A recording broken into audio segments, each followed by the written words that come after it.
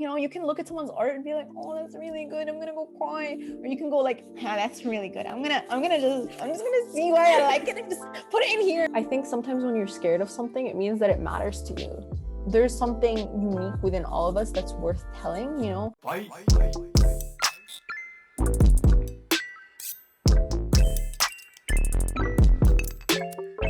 I think something very important when it comes to storytelling in specific is have a voice, in terms of know what you represent. And if you don't know what you represent, the search can be your voice, you know, like I'm searching for something to care about, or whatever it is that you are. There's something unique within all of us that's worth telling, you know, like art is a community and we feed off each other, you know, like I'm not gonna tell a story about, like, queer artists can tell their experiences better than I can, but like for me as an Arab girl, I can tell my experiences, but I'm not just only defined by my culture and identity. I can talk about how I really like my dog, or I like to hang out with my friends, or I like to read. Like all these little things make us a unique and individual, and it makes us interesting. You know, the boring characters are one dimension. You know, those are the ones that we don't relate to or resonate with. The ones with multiple aspects to their personality are usually the ones that are going to be all over Tumblr with people drawing fan art of them. So, and you are a character in yourself as well.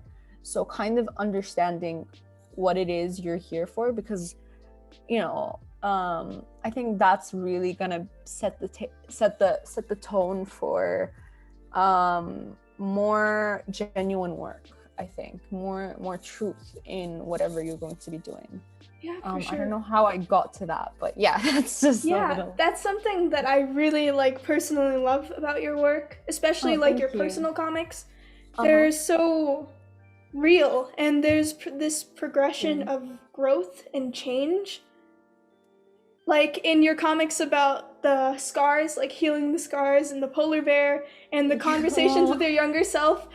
I'm really curious, since that's just such a constant theme in your work.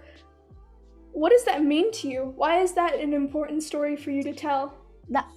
That's honestly because I think of myself as, like, I used to be the underdog, you know. I went from zero to hero, you know. Hero is in quotations, because it's really funny when you see how sometimes people, like my followers or like other people in the industry, would perceive me versus how I perceive myself, and how I used to perceive myself, more importantly. And the reason that's in my my work is because I used to be very much that fixed mindset kid. I used to be a loner who didn't really need friends. I basically cut out that part of myself that needed emotions. I remember when I was in high school, my goal was to be invisible, to basically if nobody knew me, nobody could judge me. That was basically my mantra. So I remember one time I was walking in front of this classmate of mine, and he was reading through a roster, and he was just like, he went, "Who the fuck is Noor Rasoul?" And I was like right behind him, you know. It's fine. Like, yeah, I've had that experience too. Like teachers, really? I used to sit in the front of the class, so teachers would notice me. I had the same thing, and they'd just look right past me and mark me absent. So I totally relate to that. Feeling invisible. Well, yeah, I mean, yeah, and like honestly, like I wanted that. I wanted to be invisible. Yeah, for sure. I don't think that was my true self. I think that was a coping mechanism for being in a place that I don't think I couldn't grow in that place, basically. And that's okay, you know. When we're young, those are formative years though. So for me, there was that there's always that constant battle between maybe my little self, who, you know, was so, you know, ready to play, ready to hang out, ready to do whatever and make friends, and the self that I became later on, which just wanted to run away. Like I always get that feeling where I just want to get out of the spotlight. Like I struggle to post regularly because I don't want people to know everything going on in my life at the moment. That's just my own internal dialogue. So it's interesting because I used to be anxious. I used to not like talking to people. I would never ever, be the kind of person that was sweet to strangers. Like, I was just very to myself. I would read my books, go draw. It was just about me. And slowly art was the thing that opened me up. Like, art was the only thing that I was passionate about. It led me to apply to art schools. It led me to go to a place where I actually craved and valued the opinions of others. And then it taught me to kind of trust in the world, like you're gonna get judged, and you're gonna have people who dislike you, and you're gonna find people who love you and adore you and actually need you in their life. And I think that's the thing, is like, again, bravery and courage needed to be there for me to kind of go from that shift. It was a lot of mistakes. It was a lot of embarrassing moments, like I remember when I was the first year, I didn't really make any friends. Like, all the friends I have now, it came through me being desperately lonely. So I learned, I adapted, I learned how to make friends. I learned what people want is to be heard. So every time I'd meet someone, I would treat them like a character, like when you talk to someone, when they tell you about their childhood, imagine that childhood, ask questions about that childhood, like be curious, because I think that's really what we all want in each other's lives. We just want someone who is curious about us. We just want someone who will ask us, why did you do that? Are you okay? And putting that into my art was easy, it's funny that I do have the success I have now, because I really didn't anticipate it, and I'm so grateful for it. But sometimes I'm scared of it. Like, sometimes I'm genuinely like, just want to post things and have nobody I know read them, and I think that's the hard part about being honest as an artist. I think you can always disguise that honesty through different characters and different stories.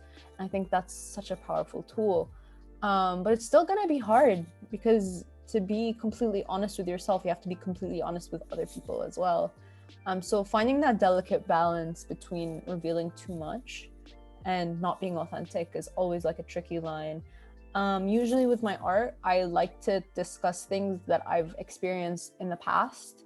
So not something I'm currently going through, like if I haven't found the resolution, A, B, C, like beginning, middle, end, I don't like to talk about it. And, sometimes I will, but I think it comes from that point of just acknowledging that these people are looking to it and they're gonna take something out of it, and you don't want to like spout off any like toxic or negative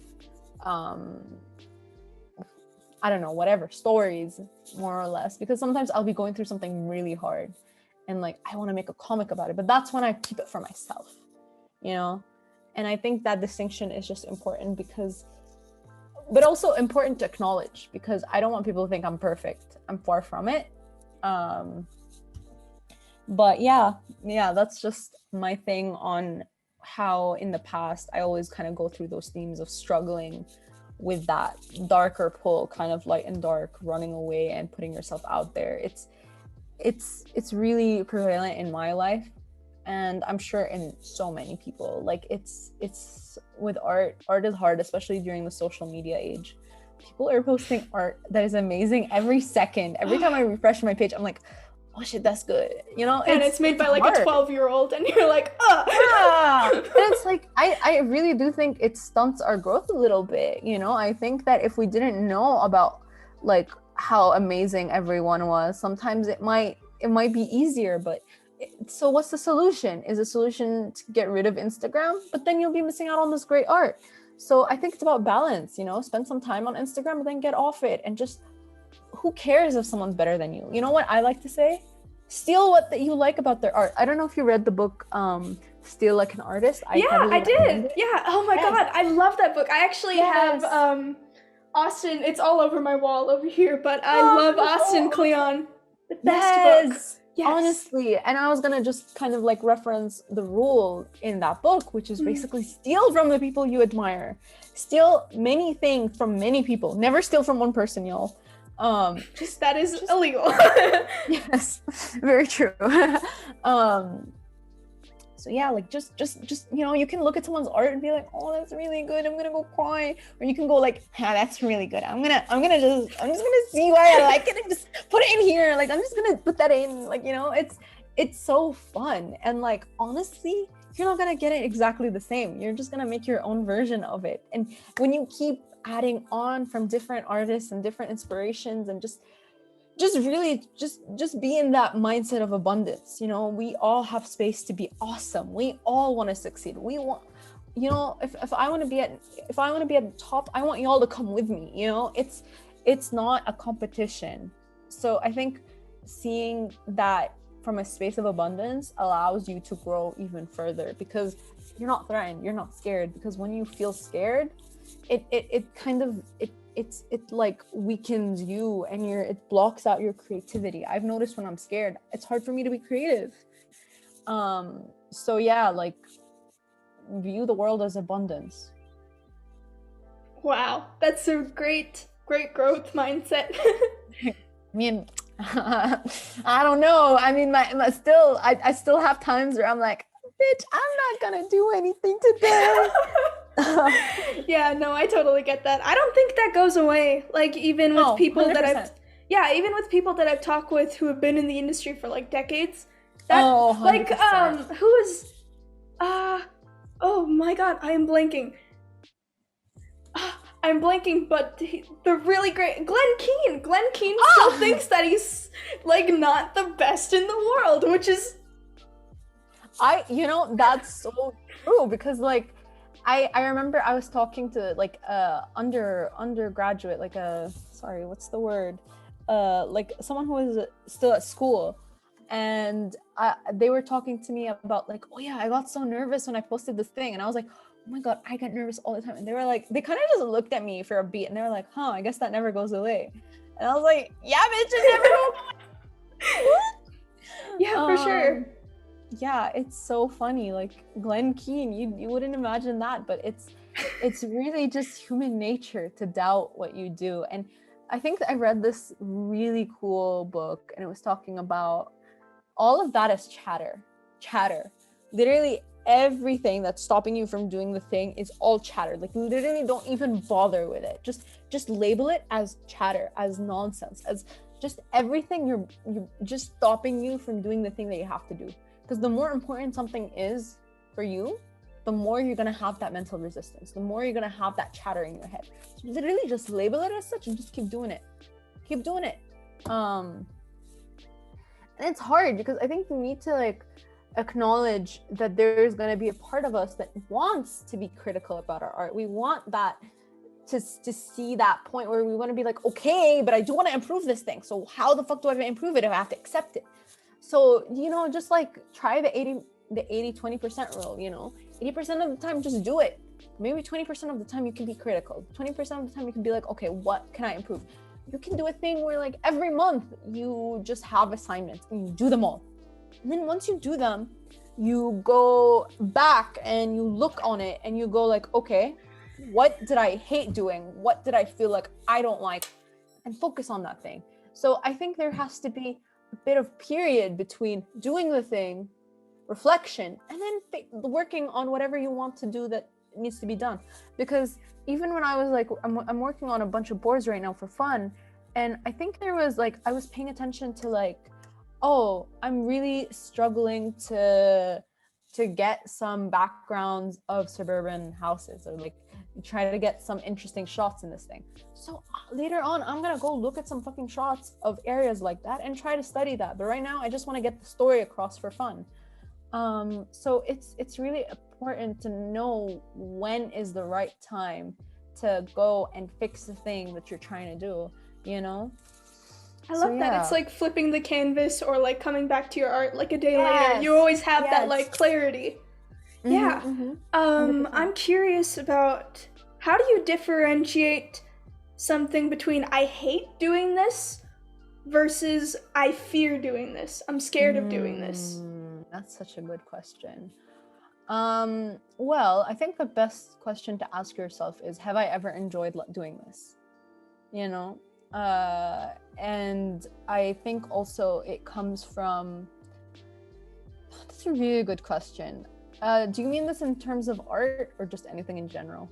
Anything in general, but mainly art. Okay. Well, I would say you have to keep trying it from time to time again. A good example is I used to hate tomatoes. I even made a comic where I mentioned I hate tomatoes. But then I kept trying it, you know. There was a period where I was like, I need to eat more veggies, and I suddenly I was like, okay, I don't hate them anymore. I think they're okay, but I'm not gonna eat them with everything. So I think it's about figuring out what your values are. For me, my values were I want to eat more veggies. And part of eating more veggies was eating tomatoes, because tomatoes is a very popular staple in our foods.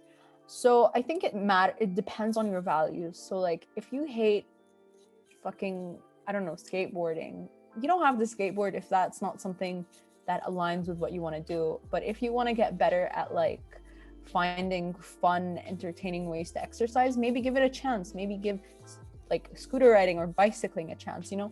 I think it really depends on what your values are and what you're trying to achieve, and whether or not that's a big part of it. Because if you tell me you hate perspective and you're trying to be a storyboard artist, I got news for you, kid. You gotta keep going.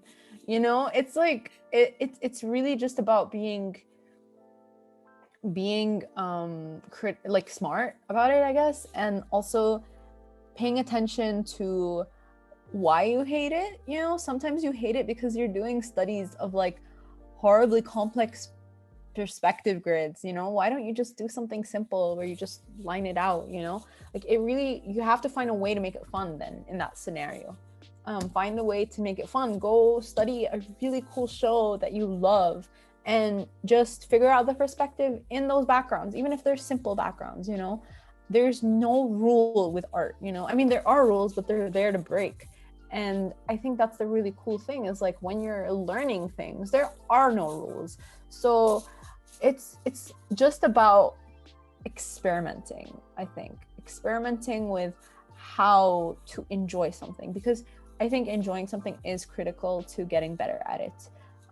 Even if, like, you know, because you're not going to do something you hate, you're not going to keep doing it. I mean, like, I really struggled with, like, I was talking to you, I struggled with using perspective a lot. Not perspective, using reference a lot in my art. Like, that was something that was always like a drag to me. So what I did was I had a Pinterest board, and I've had a Pinterest board for years. It's not like I never used reference, but I just started using Pinterest way more. I started collecting references of many things that I like on my downtime, you know? And the way I did that was by making boards of fan art of things that I really enjoy, you know? And then I was on Pinterest more. So then I started looking at more cool pictures, and suddenly I started to get into that, because we are very, again, the muscle, the brain, when we attach a value of like, oh, I hate this, it's going to be really hard to break through it. But you have to kind of be in a space of accepting that, hey, I don't like this that much, but I want to change that. Like, just put it, that part of, but I want to change that. It depends. It really depends on if you want to change it or not. So you have to go back and look at your core values, you know?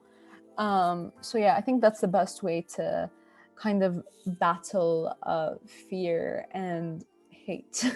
Wow. When you were talking about the perspective thing, it is literally like you were peering into my soul, because like literally yesterday. No, not but like literally yesterday I was practicing perspective, and I was trying to figure out, like how you said, to make it more fun. Right now I'm really obsessed with the owl house. So I put Luce in a box and drew her from different angles, and suddenly I was having fun.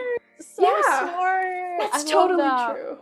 Yeah, I love that advice for sure. Thank you. I mean, you're already following it without even me saying it. Like, it's something intuitive, you know? It's really, really powerful to do, because I think we really do put ourselves into the box of, I can't do this. Like, I remember I used to say at school, I can't pitch, I can't be a storyboard artist, I'm too scared. It's like all the cool kids are doing it, why would I do it, you know?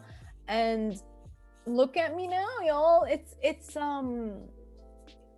gonna be difficult. Like, And it's just important to really just look at what it is that's holding you back. Is it really something you're not enjoying, or is it just, the exhaustion of being afraid?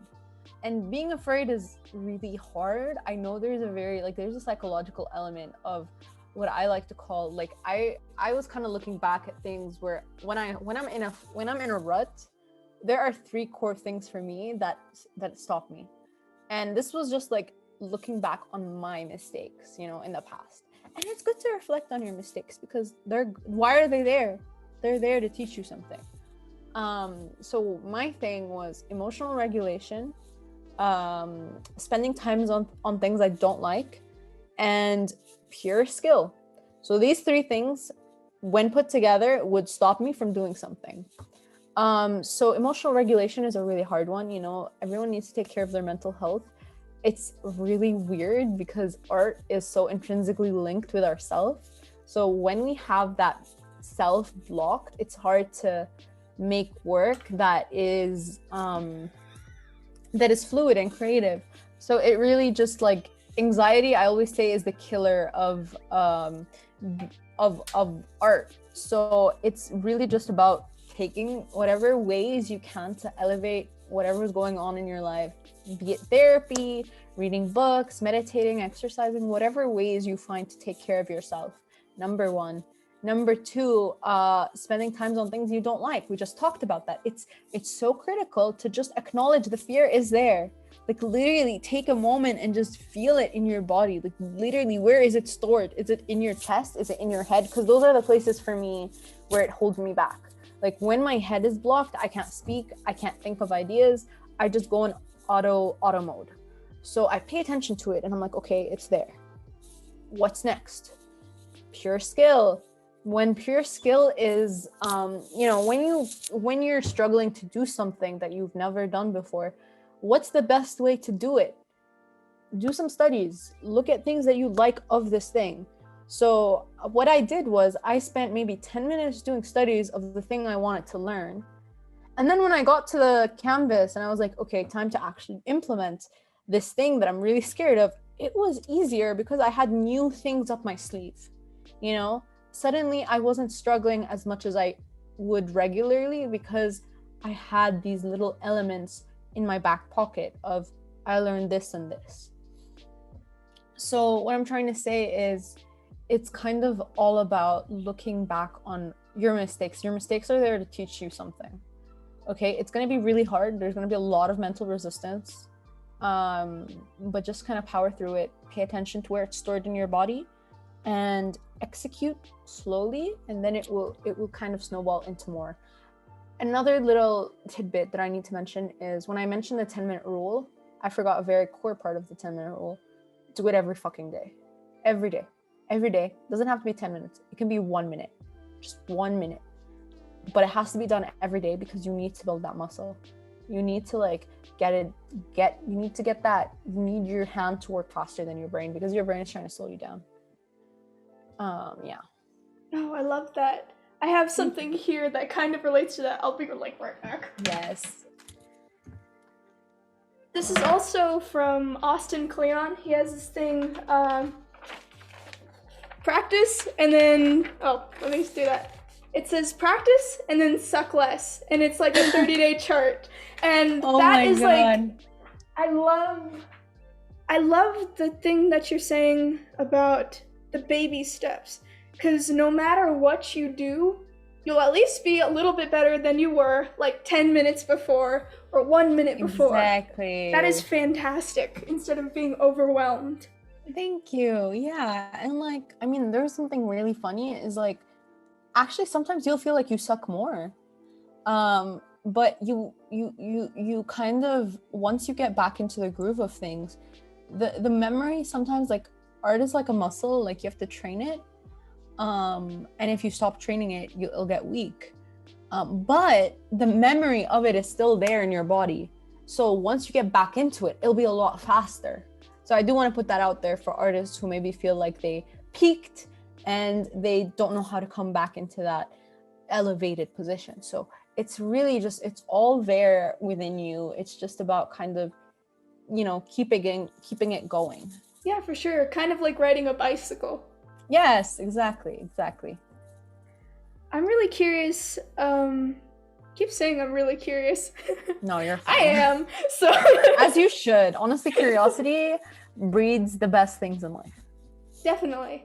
Something that I'm really interested in is what were you scared of at the start of your art journey or your career? And has that changed? Or have you Yes, that's such a encountered good that fear? question. That's such a good question because when I was at school, the thing I feared most, honestly, was telling my own stories. I really, really just, I mean, I was surrounded by people who did amazing, amazing work. And I remember everybody had lots of inspiration from film and animation and anime in particular. And I remember being like, I don't watch movies or TV shows. What the fuck am I about to do right now?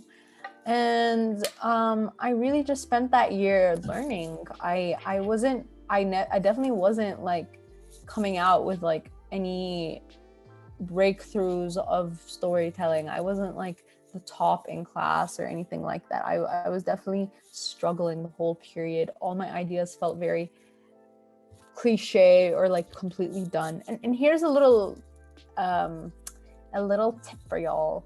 Nothing is cliche if you just put in a lot of personality and specificity in it, you know, because all the best stories are simply told and told often.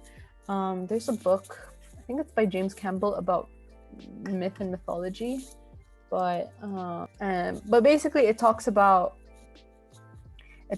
how in human dreams that we all, even though like even from childhood, from ancient like times, we all have the same symbolism and same stories, and it's basically about the hero who goes through the belly of the whale and comes out with enlightened and learned something. So it's kind of something that premates, or it literally exists within our core, within our souls.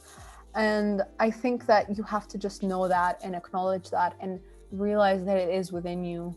And the best storytelling isn't innovating something new. It's just going back and looking at history and retelling things that people have forgotten. But I was gonna say, like, I really struggled with storytelling in particular.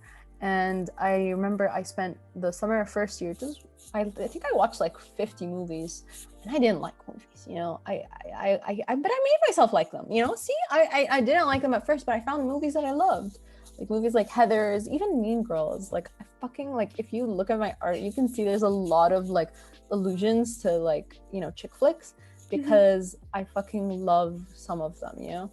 And it's not about the medium, it's about what you're trying to do, you know. It's about the story. So I really struggled with that, but over time I think it was just something that I cultivated through lots of just tenacity, but also really just enjoying the medium. And just over time I found what works for me. It's kind of like what I went back to, like, why finding your voice is so important. Like, you know, one person who travels every 2 years is gonna have different stories from me.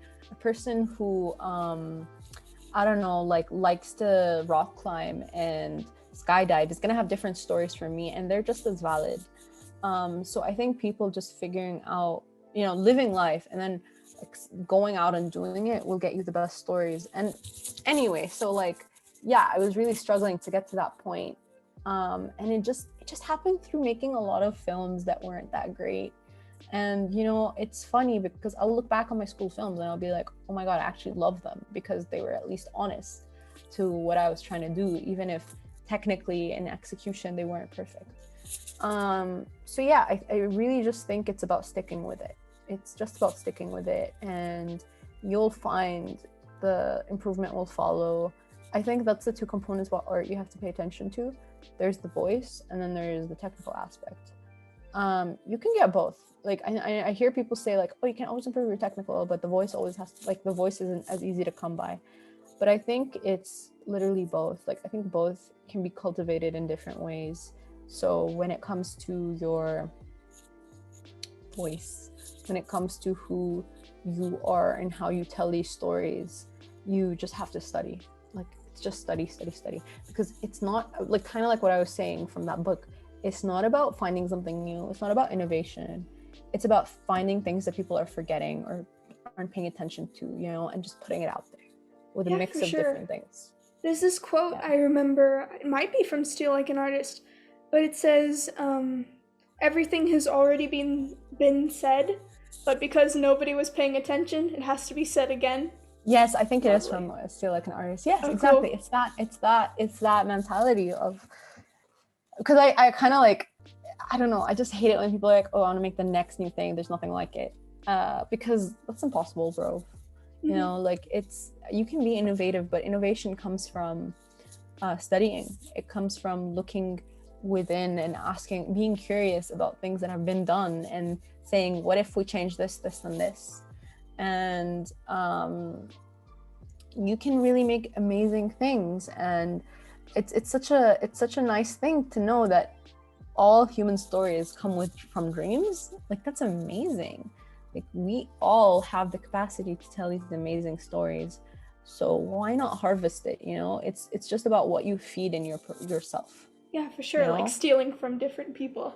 Yes, exactly. Awesome. When was the last time that you created something without fear? How did that affect what you made? Has that ever happened? That's a very good question. I don't know. I mean, well, okay. That's such a good question. Fear, I feel like, always exists.